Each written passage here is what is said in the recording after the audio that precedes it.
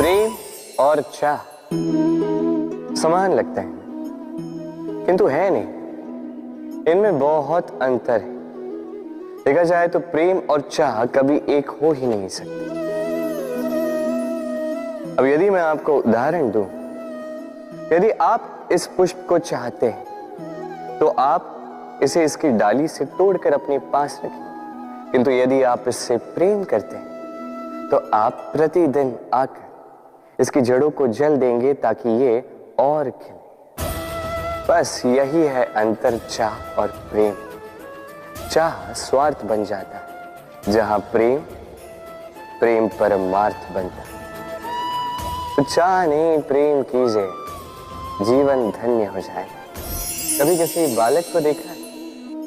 कितना कुछ घटित होता है उसके जीवन में। बालपन से लेके बड़े होने तक असंख्य अनुभवों का अनुभव करता है। कभी गिरता है, कभी चोट खाता है, कभी सीखता है, कभी पीड़ा सहता है तो कभी आनंद के क्षण जीता है। किंतु स्मरण रखता है तो केवल आनंद के क्षण। अब तनिक एक बार आपके जीवन के प्रारंभ में झांक के देखिए, आपके बालपन में झांक के देखिए। आप पाएंगे कि अधिकतर स्मृतियां जो आपके मन में हैं वो अच्छे क्षणों की, बुरे क्षणों की नहीं। इसीलिए ये बालपन ये सुखी होता है, ये निश्चिंत होता है। इसलिए आज भी न जाने आप कितने भी बड़े क्यों ना हो जाए, बुरी स्मृतियों को, बुरी यादों को भुलाने का प्रयास कीजिए। एक बार बुरी यादों को भुलाने का अनुभव आपको हो गया तो स्मरण रखिए, कितने भी कठिन कष्ट आपके जीवन में क्यों ना आए, उनका सामना करने में आप सक्षम रहे। यदि मैं आपसे पूछूं कि इस संसार में सबसे महत्वपूर्ण तत्व कौन सा है, तो आप कहेंगे जल। और बिल्कुल ठीक है, किंतु किस कारण से? इसलिए कि वो हमें जीवन देता है, इसलिए कि वो हमारी प्यास बुझाता है, या इसलिए कि हमारे दैनिक कार्यों से लेकर मरने तक हमारे काम आता है, हर कार्य में हमारी सहायता करता है? नहीं, इसके पीछे एक भाव है जल की प्रकृति।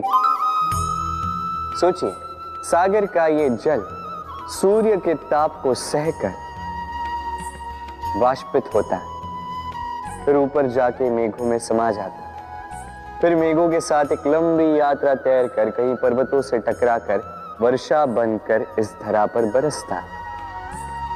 फिर इस धरा के अंग को, इसकी मिट्टी को स्वयं में समा लेता है। मनुष्यों द्वारा, अन्य जीवों द्वारा जो गंदगी फैल चुकी है उसे स्वयं में समा लेता है और फिर अग्रसर होता है पुनः सागर की ओर, सागर में समा जाता है। किंतु फिर भी पुनः वाष्पित बनते समय उस गंदगी को वहीं छोड़ देता है, उस गंदगी को अपने साथ लेकर नहीं जाता। बस यही जल की प्रकृति है जो उसे महान बनाती है। आप भी अपने जीवन में अपना कर्म कीजिए, महान कर्म कीजिए, पुरुषार्थ कीजिए, किंतु पुरुषार्थ के साथ जो अहम आता है उसे अपने साथ उठने ना दें, उससे परे उठें। आप स्वयं को जल की ही भांति हल्का पाएंगे। मेरे साथ प्रेम से कहें, राधे राधे।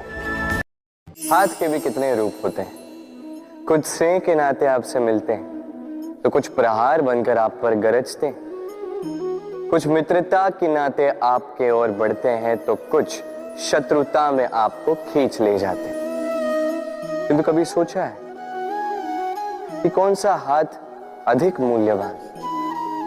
जब आप सफल होते हैं, जब आप शुभ कर्म करते हैं, तब कुछ हाथ आपके लिए तालियां बजाते हैं और कुछ हाथ ऐसे होते हैं जो आपके कंधे पर रखे जाते हैं जब आप जीवन में सबसे अधिक असफल होते हैं, जब आप टूट जाते हैं। ये तालियां बजाने वाले ये हाथ, आपकी प्रशंसा करने वाले ये हाथ, इससे कहीं अधिक मूल्यवान है वो हाथ जो आपको तब सहारा देते हैं जब आप वो समय व्यतीत कर रहे हैं जो कोई नहीं करना चाहता। ये आपका संबल बनते हैं और यही संबल है जो जीवन को जीने का आधार आपको देता है।